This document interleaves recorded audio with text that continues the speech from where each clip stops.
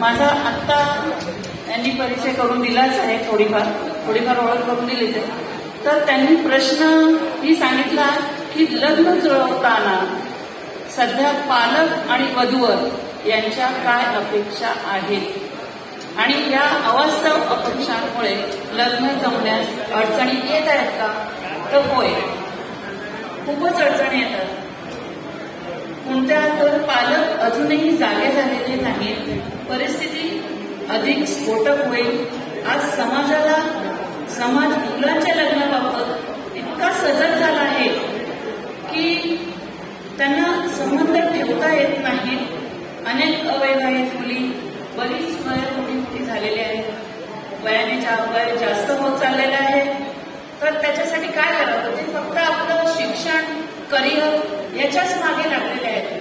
पण मुलींचं पुढचं जे लाईफ आहे ते विचार करत नाही.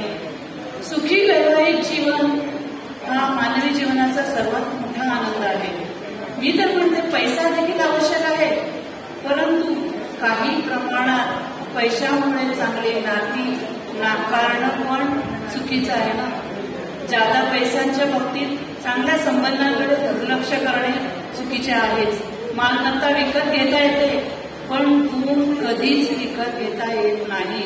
त्यांचं बाकीचं सगळं बघा तुम्ही. वयाच्या ठराविक वयानंतर लग्न होत नाही, करार केला जातो एक प्रकारे. आणि वैद्यकीय स्थितीतून पाहिले तर अनेक समस्या निर्माण होतात. तर तुम्हाला वाटते का तुम्हाला कुंडली कुणाशी मिळते पण घर आणि मुलगा चांगला नाही, आणि जिथे मुलामध्ये सर्व गुण आहेत तिथे कुंडली जुळत नाही. ज्यांना 36 पैकी 20 किंवा 36 पैकी 36 गुण मिळाले त्यांना अजूनही जीवनात अडचणी येतातच. आता विज्ञान एवढं पुढे गेलेलं आहे की तुम्ही पत्रिका बघायची पण गरज नाहीये. स्वतःचं घर आहे की नाही, मुलाचं श्रीमंत आहे की नाही, हे सगळं बघितलं जातं. त्यांच्या घरात किती फॅमिली मोठी आहे, कुटुंब केवढं मोठं आहे, मग त्यांच्या इस्टेटीमध्ये वाटण्या होतात. हे सगळं मुलगी बघते आजकाल. पण तोच विचार ते आपल्या मुलाबाबत करतात का? त्या मुलीला जर भाऊ असेल तर ते मुलाच्या बाबतीत पण विचार करतात का की आपल्याजवळ काय आहे काय नाही, आपण त्यांनी हा एक विचार केला पाहिजे, असं माझं मत आहे. आता तुमच्या प्रेक्षकांपैकी काही मतं असतीलच, तर तेव्हा मुलींनी थोडंसं ऍडजस्टमेंट करून पुढे जायला पाहिजे. मुलं सुद्धा करतातच. काही वेळेस वकील मुलगी, इंजिनियर मुलगी पत्करते. हे माझे स्वतःचे अनुभव आहे. आज मी 20 ते 25 वर्ष हे वधूवराचं काम करते आहे. पण खूप अनुभव असे आलेले आहेत की पत्रिका जुळत नाही, बघून जातात, नंतर कळवतो, खूप उशीर झालेला असतो तोपर्यंत. नाही, मग असं आहे की मुलीला पसंत नाहीये, तुम्ही असं करा, तुम्ही बघायला दुसरं चालू करा. आणि मग शेवटी काय होतं, सगळं बघून झाल्यानंतर परत पहिलाच मुलगा पसंत केला जातो. मग तेव्हा सांगितलं जाते नाही, तेव्हा आमचं थोडंसं चुकलंच आणि तेव्हाच निर्णय घ्यायला पाहिजे होता. पण तेव्हापर्यंत 5 ते 6 वर्ष निघून गेलेले असतात. त्यांच्यामध्ये खूप सारे शारीरिक बदल झालेले असतात. त्याच्यामुळे लवकरात लवकर निर्णय घ्यायचा आणि कळवायचा एकमेकांना. हे जर ठरवलं वधूवरांच्या पालकांनी, जवळजवळ वधू पालक निर्णय लवकर देत नाही. याच्यापेक्षा चांगलं येईल, याच्यापेक्षा अजून चांगलं येईल आपल्याला, असा विचार करत करत 1-1 वर्ष उघड जातं. आणि मग मुली म्हणते नाही, त्यांचं आपण घर बघूया, घर कसं आहे बघूया. घर बघतात, नाही घर नाही, आई वडिलांकडेच बघतात.